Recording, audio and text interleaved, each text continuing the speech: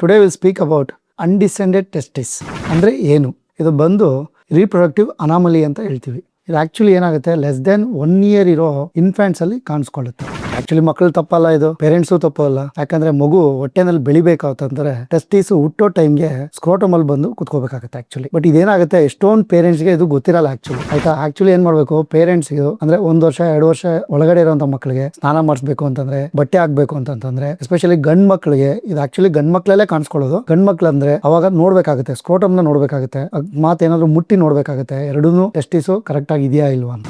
ಆ ಟೈಮಲ್ಲಿ ನೋಡ್ಕೊಳ್ಬೇಕಂತಂದಾಗ ಇಲ್ಲದೆ ಇರಬೇಕಂದ್ರೆ ಇಮಿಡಿಯೇಟ್ ಆಗಿ ನೀವೇನ್ ಮಾಡಬೇಕು, ಯೂರಾಲಜಿಸ್ಟ್ ನ ಕನ್ಸಲ್ಟ್ ಮಾಡ್ಬೇಕಾಗುತ್ತೆ. ಇದೇನು ಪ್ಯಾನಿಕ್ ಆಗೋದಂತದ್ದು ಏನಿರಲ್ಲ. ಯಾಕಂದ್ರೆ ಇದು ಕರೆಕ್ಟ್ ಆಗಿ ಫುಲ್ ಟರ್ಮ್ಗೆ ಬೇಬಿ ಹುಟ್ಟಿದ್ರೆ 1-10% ಅಷ್ಟು ಪ್ರಾಬ್ಲಮ್ ಕಾಣಿಸ್ಕೊಳ್ಳುತ್ತೆ. ಇನ್ ಕೇಸ್ ಏನಾದ್ರು 9 ತಿಂಗಳಿಗೆ ಮುಂಚೆನೆ ಮಗು ಏನಾದ್ರು ಡೆಲಿವರಿ ಆಗಿತ್ತು ಅಂತಂದ್ರೆ 1 ಆಲ್ಮೋಸ್ಟ್ 40% ವರೆಗೂ ಈ ಪ್ರಾಬ್ಲಮ್ ಕಾಣಿಸ್ಕೊಳ್ಳುತ್ತೆ. ಈ ತರ ಪ್ರಾಬ್ಲಮ್ ಕಾಣಿಸ್ಕೊಂಡಾಗ ಪ್ಯಾನಿಕ್ ಆಗೋಂತ ಅವಶ್ಯಕತೆ ಏನಿಲ್ಲ. ಸೀದಾ ಕನ್ಸಲ್ಟೆಂಟ್ ನ ಕನ್ಸಲ್ಟ್ ಮಾಡಿ. ಅವ್ರೊಂದ್ಸರಿ ಎಕ್ಸಾಮಿನ್ ಮಾಡ್ತಾರೆ, ಮತ್ತೆ ಕೆಲವೊಂದು ಟೆಸ್ಟ್ಗಳಿರುತ್ತೆ. ಒಂದು ಫಿಸಿಕಲ್ ಎಕ್ಸಾಮಿನೇಷನ್ ಮಾಡ್ತಾರೆ, 2 ಅಲ್ಟ್ರಾಸೌಂಡ್ ಮಾಡ್ತಾರೆ, ಮತ್ತೆ 3ನೇದು MRI ಮಾಡ್ತಾರೆ. 1 ವರ್ಷದ ಒಳಗಡೆ ಬಂದ್ರೆ ಆಕ್ಚುಲಿ ತುಂಬಾ ಹೆಲ್ಪ್ ಆಗುತ್ತೆ. ಡಾಕ್ಟರ್ಗೂ ಹೆಲ್ಪ್ ಆಗುತ್ತೆ, ಪೇಷಂಟ್ಗೂ ಹೆಲ್ಪ್ ಆಗುತ್ತೆ. ಸರ್ಜರಿ ಅಂತದ್ದು ಏನಾದ್ರು ಮಾಡ್ಬೇಕಂದ್ರೆ ಇಮಿಡಿಯೇಟ್ ಆಗಿ ಮಾಡಬಹುದು. ಈ MRI ಮತ್ತೆ ಅಲ್ಟ್ರಾಸೌಂಡ್ ಮಾಡೋದ್ರಿಂದ ಈ ಪೊಸಿಷನ್ ಆಫ್ ಟೆಸ್ಟಿಸ್ ನ ಕಂಡುಹಿಡ್ಕೋಬಹುದು. ಹೊಟ್ಟೆ ಒಳಗಡೆ ಇದೆಯಾ, ಇಲ್ಲ ಇಂಗ್ವೈನಲ್ ರೀಜನ್ ಅಂತ ಹೇಳ್ತೀವಿ ಅಲ್ಲಿ ಇದೆಯಾ, ಇಲ್ಲ ಸ್ಕ್ರೋಟಮ್ ಮೇಲೆ ಜಸ್ಟ್ ರೀಚ್ ಆಗಿದೆಯಾ ಅಂತ ಗೊತ್ತಾಗುತ್ತೆ. ಇದು ಯಾವುದೇ ಇರಲಿ ಟ್ರೀಟ್ಮೆಂಟ್ ಮಾಡೋದ್ರಲ್ಲಿ ಕ್ಲಿಯರ್ ಆಗಿ ಸಕ್ಸಸ್ ಆಗುತ್ತೆ. ಬಟ್ ಈ ಟ್ರೀಟ್ಮೆಂಟ್ ಅನ್ನೋದು ಏನಿರುತ್ತೆ ಅಂತಂದ್ರೆ ಲೆಸ್ ದೆನ್ 1 year ಒಳಗಡೆ ಮಾಡಬೇಕು. ಇನ್ ಕೇಸ್ ಪ್ರೀಟರ್ಮ್ ಬೇಬಿ ಅಂದ್ರೆ ಮಗು 9 ತಿಂಗಳಿಗೆ ಮೊದಲು ಹುಟ್ಟಿರುತ್ತಲ್ಲ, ಅವ್ರಿಗೆ ಜಾಸ್ತಿ ಹೆಚ್ಚಾಗಿ ಕಾಣಿಸ್ಕೊಳ್ಳೋದ್ರಿಂದ ನಾವೇನ್ ಮಾಡ್ಬೋದು,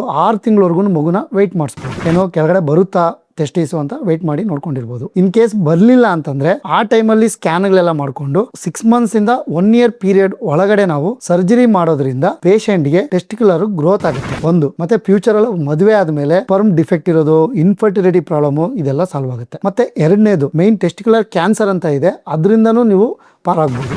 ಮತ್ತೆ 3ನೇದೇನು ಅಂತಂತಂದ್ರೆ ನೀವು ಕಾಸ್ಮೆಟಿಕ್ಗೋಸ್ಕರ ಇವಾಗ ಟೆಸ್ಟಿಸೇ ಇಲ್ಲ ಅಂದ್ರೆ ಮತ್ತೆ ಮದುವೆ ಆಗೋ ಟೈಮಲ್ಲಿ ಇದೆಲ್ಲ ಪ್ರಾಬ್ಲಮ್ ಆಗುತ್ತೆ. ಅದೊಂದನ್ನ ನೀವು ಕ್ಲಿಯರ್ ಮಾಡ್ಕೋಬಹುದು. 6 to 1 year ಒಳಗಡೆ ಸರ್ಜರಿ ಮಾಡಬೇಕಾಗುತ್ತೆ. ಮತ್ತೆ 2ನೇದು ಬಂದು ಫುಲ್ ಟರ್ಮ್ ಬೇಬಿ ಹುಟ್ಟಾದ್ಮೇಲೆ 1-9% ಅಷ್ಟು ಪ್ರಾಬ್ಲಮ್ ಇರುತ್ತೆ ಹುಟ್ಟೋ 100 ಜನ ಮಕ್ಕಳಲ್ಲಿ. ಅಂತವ್ರಿಗೆ ಏನಂದ್ರೆ 1 year ವರೆಗೂ ವೆಯ್ಟ್ ಮಾಡಬಹುದು. ಏನೋ ಟೆಸ್ಟಿಸ್ ಕೆಳಗಡೆ ಬರುತ್ತಾ ಅಂತ ಅಬ್ಸರ್ವ್ ಮಾಡಬಹುದು. ಬರ್ಲಿಲ್ಲ ಇಮಿಡಿಯೇಟ್ ಆಗಿ ಕನ್ಸಲ್ಟೆಂಟ್ ಮೀಟ್ ಮಾಡಿ ಅದೇ ತರ ಯಾವ್ದಾದ್ರು ನಾನು ಮೊದಲು ಹೇಳಿದ್ನಲ್ಲ ಸ್ಕ್ಯಾನ್ ಎಲ್ಲ ಮಾಡ್ಕೊಂಡು ಇಮಿಡಿಯೇಟ್ ಆಗಿ ಸರ್ಜರಿ ಮಾಡ್ತಾರೆ. Thank you so much.